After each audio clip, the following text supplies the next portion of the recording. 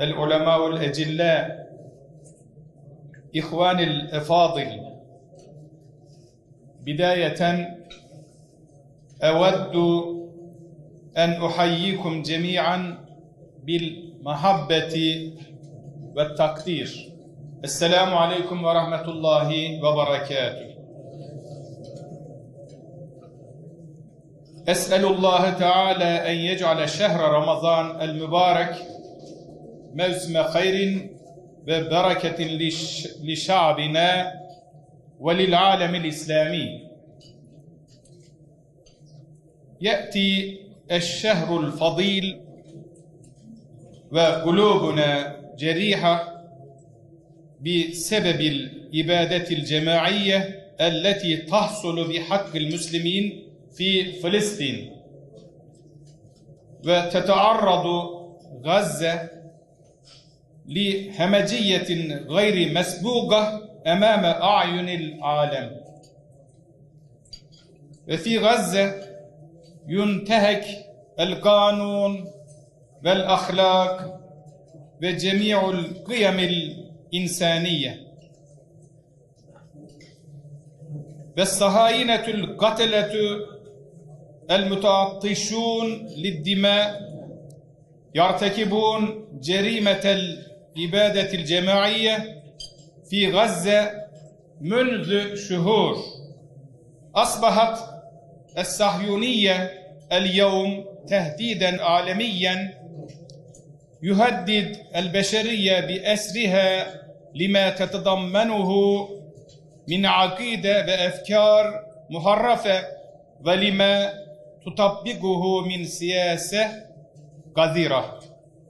ولا بد من إنشاء حركة عالمية تضع لهذا التهديد حداً، والعالم بحاجة إلى بناء نظريات ومؤسسات أخلاقية وقانونية جديدة، إذ تبين اليوم بعد أحداث غزة عجز المؤسسات الدولية والمجتمع الدولي.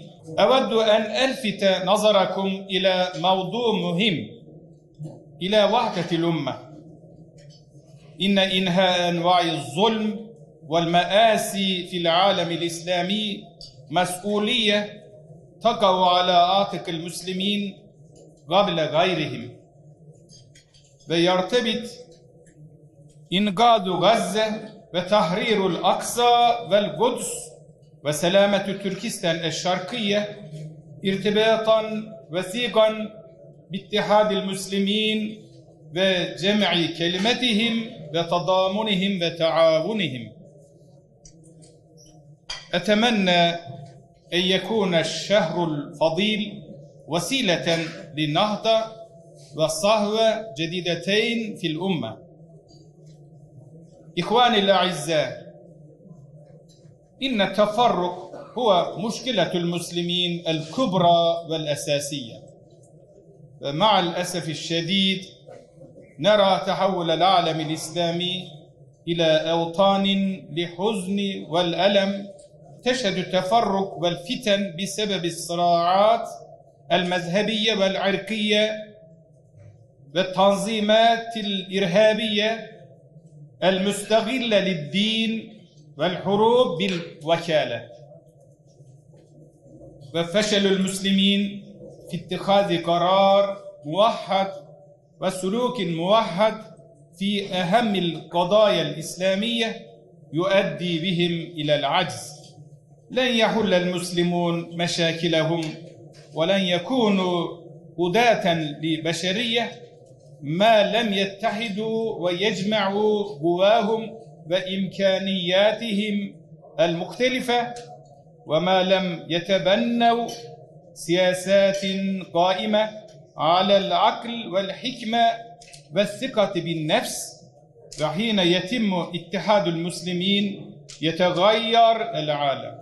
ولذا فإن واجبنا الأول بوصفنا مسلمين هو التساند والتكاتف ونشر الثقة فيما بيننا والاعتماد في حل المشاكل على إمكانياتنا الذاتية، وواجبنا هو تنشيط التعاون في المجالات المختلفة مثل التعليم والأسرة والشباب والبيئة والغذاء والتكنولوجيا.